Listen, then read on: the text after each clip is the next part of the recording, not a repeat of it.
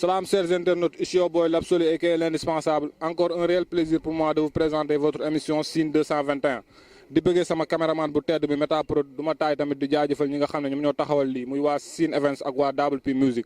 tey nag ñu ngi lycée Coumba Ndoffène Diouf war a waxtaan ci benn projet bu tudd yeesal suñu école mu nekk loo xam ne ay ndaw yu Fatick ñoom ñoo ko taxawal fas yéene ñëw defar lépp loo xam ne dafa yàqu ci lycée bi. par exemple ñoom dañoo cotiser seen i xaalis ak yeneen ñëw pour li nga xam ne jot na fee yàqu gars yi pare pour defar ko xaaruñ ci benn autorité mu nekk initiative boo xam ne xëy na képp koo xam ne ndaw réew mi nga war nga ñëw jàpp si am na ay numéro Wave ak ay Orange Money incha allah lépp loo xam ne mu ngi ci biir dañ leen ko gën a leeral ak gars yi nga xam ne ñoom ñoo ŋànk affaire bi. léegi incha allah dañuy ànd ci biir ñu waxtaan ak ñoom xam li affaire bi di déroulé incha allah. gars yi comme ni ñu leen ko waxee woon ñu ngi biir lycée Coumba Ndoffène Diouf tax ak benn waay boo xam ne ci projet yeesal suñu école la bokk dañ koy bàyyi mu présenté wu. bon asalaamaaleykum maa ngi leen di nuyu yéen ñëpp ku ci nekk ci turam ak santam Modou Sow la nekk membre ci comité de pilotage bu projet yeesal suñu école nekk ci commission relations extérieures bon en même temps maa nekk di piloter li nga xam ne mooy projet de son bi ñu war a def pour la communication et la promotion bu jëm ci projet yeesal suñu école ak ci collecte de fonds yi donc noonu la demee. monsieur Dumo bëggoon nañ xam tamit li leen poussé ba ngeen créer initiative bu naas bi nga xam ne ñëpp a ko rafetlu muy yeesal suñu école. bon au début idée bi mu ngi jógee ci l'association Sine du Futur mu nekk aussi ñu may saluer au passage idée bi ci Sine du Futur la jógee. donc mu nekk idée boo xam ne aussi ñëpp dañ ko rafetlu quoi parce que biñ ko proposé ñëpp dañu gis ne lii kat projet citoyen la donc ñëpp dañ ci war a jàpp donc si noonu lañ ko def en collaboration ak MCDF def ko en collaboration avec la CEPSCOM la coordination des étudiants et stagiaires de Fatick commune ak aussi la COSEFS nekk la coordination des étudiants ressortissants de Fatick qui sont à l'UGB. donc mu nekk aussi en partenariat avec toute la population fatickoise parce que booy xool projet la boo xam ne nii Fatick yëpp ñëpp ñoo ko bokk quoi donc comme Fatick ñëpp ñoo ko bokk ñëpp ñoo ci war a def seen loxo donc idée bi dañu gis ne établissement scolaire yu Fatick yi war nañ leen yeesalaat quoi donc à commencer par le lycée Coumba Ndoffène donc jot nañ aussi ci début ba yi nga xam ne ni problème yi nga xam ne lycée bi ñu ngi ko doon jànkonteel donc en tant que ressortissant du lycée donc ñun aussi suñu devoir la pour ñu jàpp ci li nga xam ne mooy la rénovation du lycée Coumba Ndoffène et aussi la rénovation de tous les établissements scolaires qui sont au niveau de la commune de Fatick donc projet bi foofu la jógee mooy ci manquement yi nga xam ne constaté nañ ko ci établissement scolaire yi donc ñu bëgg ko combler juste di rénover établissement yi dañuy commencer lycée donc on a déjà démarré avec le lycée donc yenn graffiti ak image yi nga xam ne jot nañ ko defar mën na ci témoigner donc en même temps dinañ aussi continuer ci yeneen établissement yi à savoir le CM Khar Ndoffène le TMS CM3 ak yeneen écoles yi nga xam ne ñu ngi Fatick donc di woo toute la population fatickoise ñu ñëw jàpp ci idée de collecte bi def seen loxo seen poche dugal ko ci projet bi donc idée bi daal noonu la woon quoi. mais gis nañ tamit xëy na pour defar ay écoles ak yooyu noonu laaj na moyens yu bëree bëri loolu nan ngeen yan taxawaay ngeen ci am pour mun a def loolu noonu mu antu. bon projet bi depuis bi ñu commencé communication bi mën naa wax sax avant boobu noonu commencé woon nañ di jublu ci li nga xam ne mooy la collecte de moyens parce que comme ni nga ko waxee projet buy laaj ay millions la donc comme projet buy laaj ay millions la dafay laaj ñu rassembler wala ñu mobiliser ay fonds yu colossal donc pour loolu noonu dañoo lancé woon au début benn idée de collecte donc dañu bëggoon collecter comme ça population fatickoise bi kenn ku ci nekk mu dugal sa loxo ci projet bi muy ñaar fukk muy 200 muy 500 muy 1000 francs kenn ku ci nekk loo am nga def ko ci projet bi parce que aussi projet bi Sine du Futur moo ko lancé waaye Sine du Futur moomu ko Fatick yëpp moo ko moom réussite Fatick yëpp la donc pour moyens yëpp dajaloo dafay laaj aussi kenn ku ci nekk def ci sa doole. Après ça aussi ni Sine du Futur en même temps ak yeneen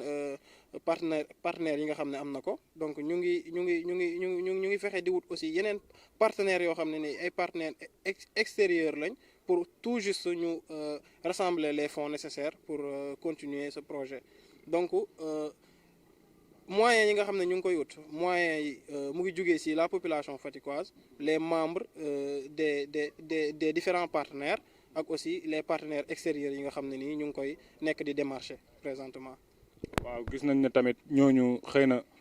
affaire bi mun naa ne collecte yi kese doyut ndax pare ngeen tamit autorités yi gisante ngeen ak ñoom pour ñu ñëw jàpp ci affaire bi. bon ñun mën naa ne ñëpp Fatick ak ku dëkkul Fatick képp ku pare pour jàppale li nga xam ne mooy projet bi rek dinañ dem ci yow donc amuñ xaaj amuñ seen donc mu nekk autorité mu nekk bonne volonté képp ku munti nekk rek dinañ ñëw ci yow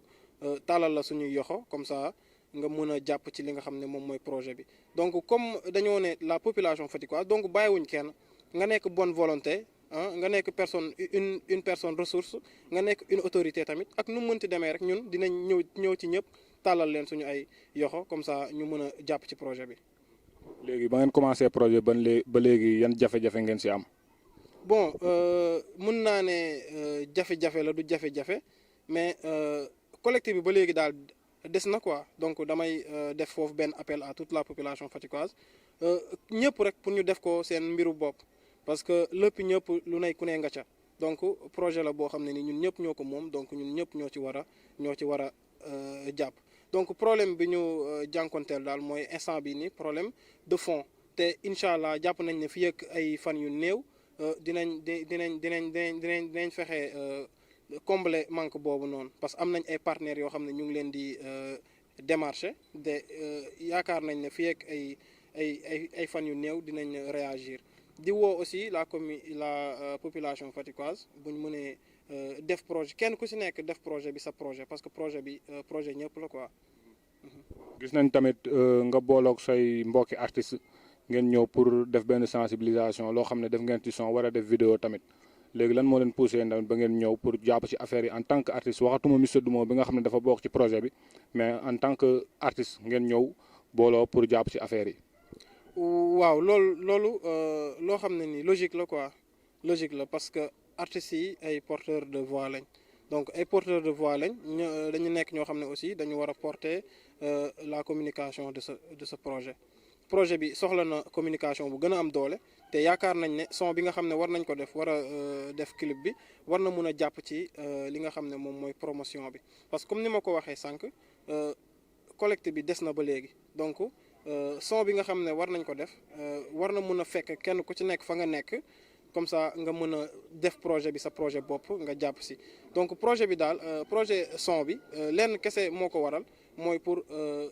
li nga xam ne booster la communication de ce projet. amoon benn méthode tamit pour jot artistes yi ñu ñëw bokk ci projet bi. non franchement artistes yi biñ leen contacter ñoom ñëpp dañoo jël projet bi def ko seen projet bopp. parce que man maa leen doon woo téléphone mais ku ma si woo téléphone avant may wax bay yeggali rek danga may dagg nga ne ma non lii suñu projet la expliquer affaire yooyu noonu parce que ñoom accueillir nañ ko à bras ouverts quoi donc foofu noonu dañ leen ci remercier kenn ku ci nekk parce que accueillir nañ projet bi à bras ouverts ba pare boole ko ak volonté boo xam ne nii kenn mënu koo natt donc am nañ ci volonté boo xam ne nii vraiment dañ koy saluer pour def li nga xam ne moom mooy son bi donc di leen ci jaajëfal di leen remercier waaye di leen wax ne aussi lii wareef la ndax loo xam ne ni la population Fatick moom moo ko moom donc wareef la pour porteur de voix yi ñu ñëw jàpp ci projet bi jàpp ko du début à la fin. bëggoon nañ xam tamit artistes yi nga xam ne ñoom ñoo bokk ci affaire bi ak tamit lan moo tax nga def choix boobu noonu. bon artistes yi ñu ngi defoon choix ci Jazz Kahana def choix ci King Zemo def choix ci Maria Tall donc am na ñeneen aussi ñoo xam ne ni defoon nañ choix ci ñoom mais en général dañu am indisponibilité donc ñi nga xam ne jot nañ leen retenir c'était en général ñi nga xam ne mooy les artistes qui étaient disponibles et aussi prêts pour ce projet parce que aussi dañu amoon une contrainte de temps donc waroon nañ def son bi ci diir bu gàtt war a tourner clip bi aussi ci période boo xam ne ni c'était bien défini donc ñi nga xam ne amuñu woon temps pour def prise de voix wala ñëw participer ci tournage bi donc on était obligé ñu bàyyi leen ñu nekk ci seen préoccupation comme ça ñi nga xam ne ils étaient disponibles ñu ñëw def ko quoi. léegi ban appel ngay lancé population faticoise bi parce que initiative bi nekk na loo xam ne wax dëgg fa neex yàlla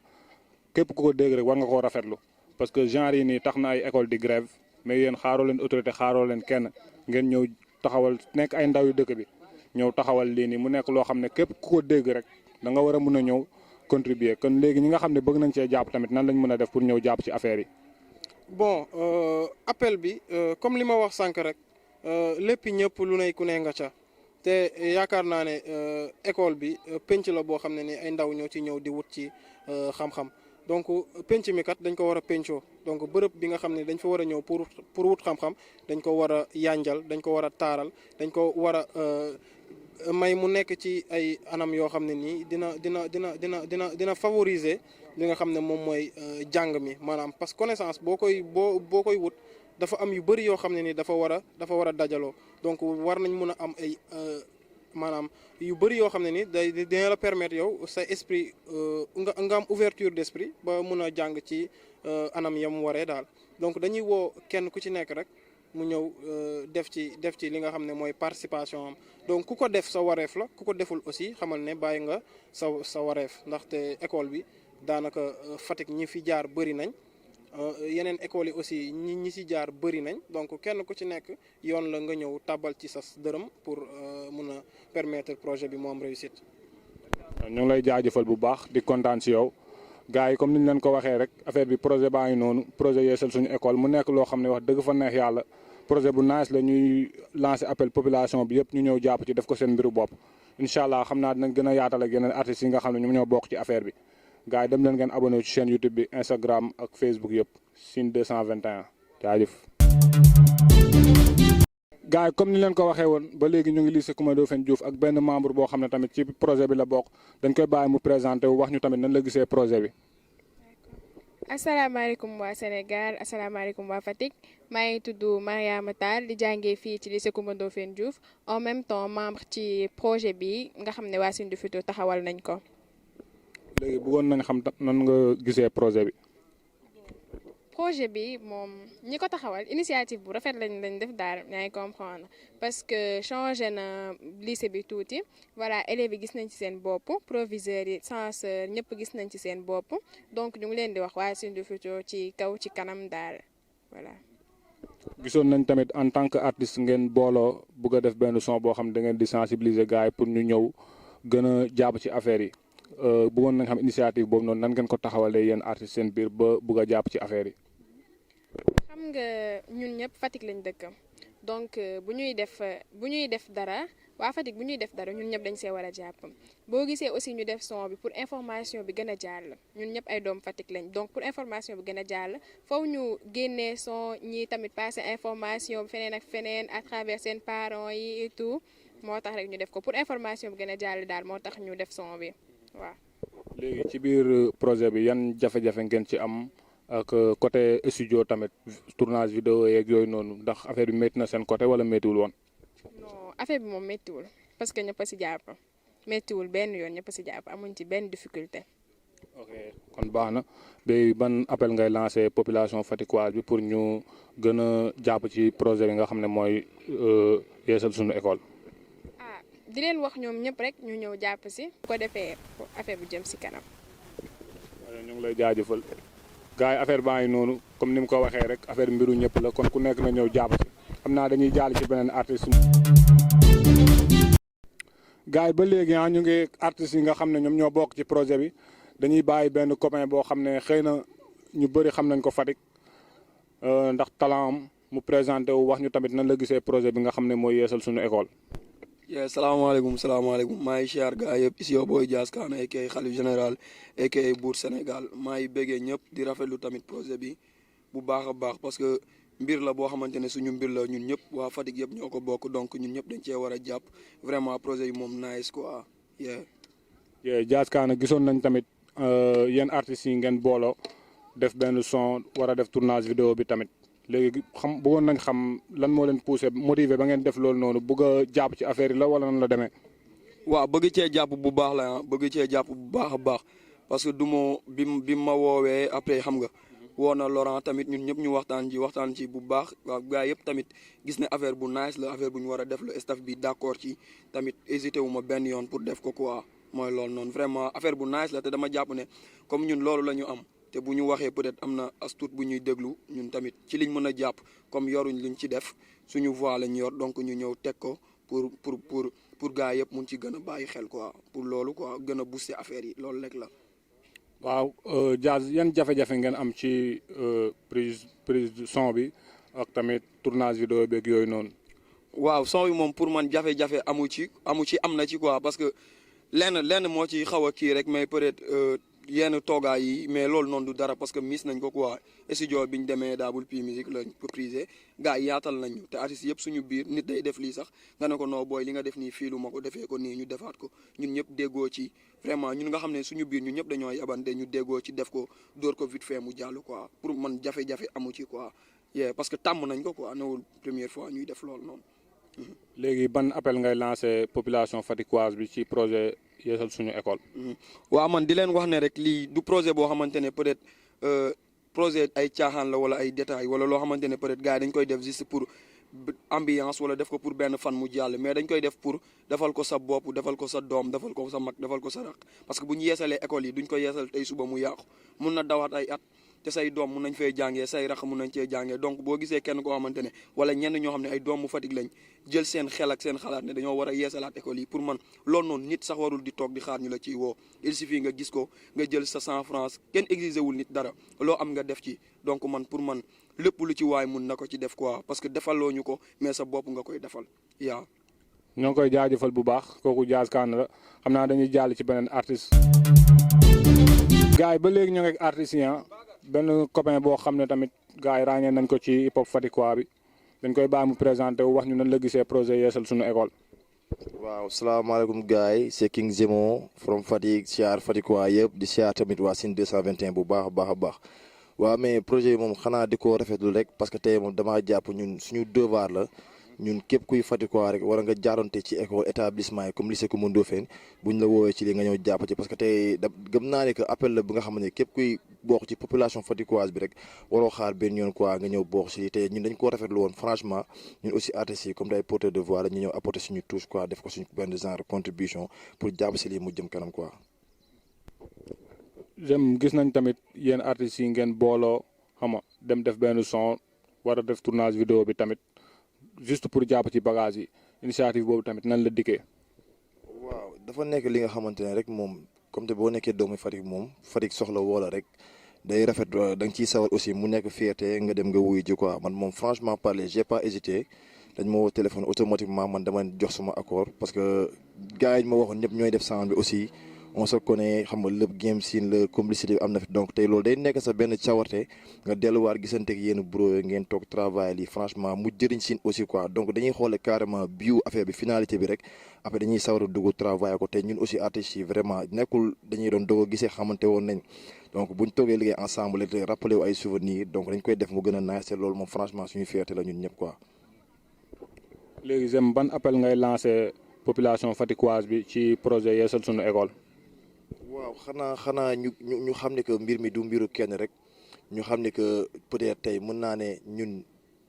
duñ ci jëriñuwul tamit suñuy rakk dañ ciy jëriñu parents yi seen i doom dañ ciy jëriñu ñun Fatick lay concerné au fait donc lu waaye def rek sa bopp nga ko defal parce que tey muy lycée muy beneen établissement tamit ku nekk mu fay jàngee te ay Faticois ñoo fay jàngee donc tey lépp lu ñu def rek pour dëkk bi la te ñun moom dama jàpp muy artiste muy keneen muy bépp muy acteur culturel lu ne sa dëkk ngay xeexal quoi parce que tey loolu moo jiitu donc tey moom dañ ko def pour Faticois yëpp donc ñun ñëpp dañ ci war a booloo ànd jox ma jàppale lii Sine du futur ñu jëm ci kanam quoi franchement. ñu ngi lay jaajëfal bu baax di la sant di la gërëm King Zemo jaajëf respect. ni leen ko waxee woon ba léegi ñu ngi lycée Coumba Ndoffène Diouf tax ak benn élève boo xam ne ci projet bi la bokk dañ koy bàyyi mu présenté wu wax ñu nan la gisee projet Yeesal Suñu École. asalaamaaleykum waa Sénégal asalaamaaleykum waa Fatick je m'appelle Dioma Sané Faye bokk ci projet bi nga xamante ne nii mooy Yeesal Suñu École di ci bokkum ci membre de la communication bi. léegi Dioma bëggoon nañ xam nan nga gisee projet Yeesal Suñu École. projet bi nekk na loo xamante ne nii lu am solo la parce que gis nañ waa Fatick nit ñu ci jàppale alhamdulilah te di leen ñaan ñu gën see jàppati rek nekk lu am solo en plus ndaw yëpp gis nañ ci seen bopp parce que ku ci nekk yaa ngi bëgg a bokk ci li nga xamante ne nii mooy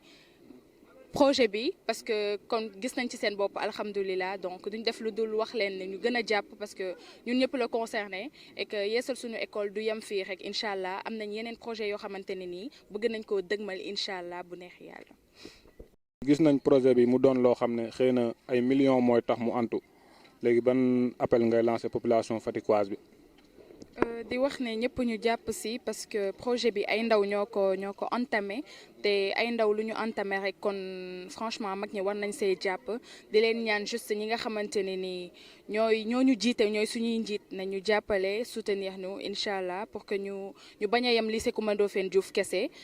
dem ci yeneen écoles yi fekk suñu rakk yi ngir ñu mën a travailler ci ay anam yoo xamante ne ni dina leen arranger seen parents yi. allez merci beaucoup ñooy kontaan bu baax di la jaajëfal. c'était votre émission Sine 221 l'Absolu moo ko doon présenté di jaajëfal sama caméraman bu tedd bi Metaprod di bëgg tamit ñi nga xam ne ñoo taxawal lii muy waa Sine Events ak waa WP Music vraiment nekk na loo xam ne lu rafet la xam nga gars yi kon dem leen ngeen jàpp ci bagage yi def ko seen mbiru bopp ngeen abonné wu ci chaîne YouTube bi ci Instagram bi ak ci Facebook bi gën a partager affaire yi bra